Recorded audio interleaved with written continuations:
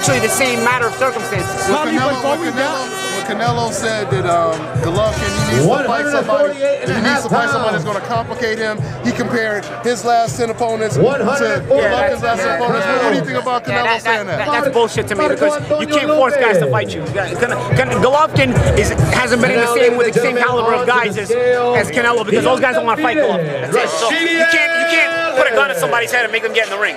You can't compare the level of opposition when people won't fight you. It's the same thing at welterweight with Kell Brook. You know what I mean? Like guys just aren't jumping chomping at the bit to get in the ring with Kell Brook. He's that dangerous. You can't knock somebody for being so good that guys won't fight them, and then you say who they fight. Of course, who they fight. Nobody wants to fight them, including you.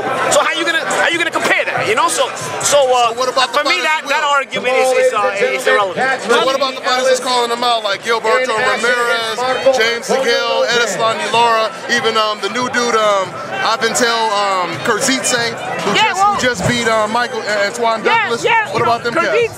If Golovkin beats Kurtzidze, they're gonna say he's the same thing as everybody else Golovkin just beat. I mean, in reality, Kurtzidze hasn't done a lot yet.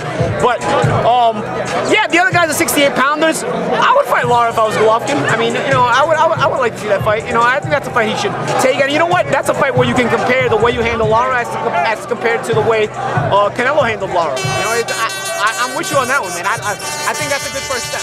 Hardly but for Golovkin to move up to 168 or move down to 154, 155. That's two different things. Moving up and moving down. You gotta acknowledge that it's not easy to move down. No, it's not. No, it's not easy to move up or down. I'm just saying, as far as getting names, they're not all chomping at the bit to get to you.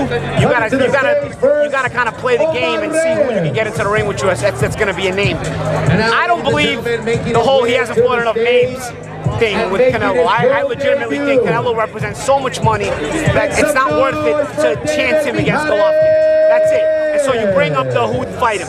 Just like all those other big names won't take a chance on Golovkin, neither will Canelo. It's the same concept. Does it surprise you that Danny Jacobs and Billy Joe Saunders, they don't want to fight Golovkin? Does that surprise you? No, it doesn't surprise me. Honestly, if I was a middleweight, I don't know that I would want to fight the guy. Paulie, who's the best 168? A lot of people are looking at James DeGale. I think James DeGale is certainly up there. He's got a case for being the best 68 pounder.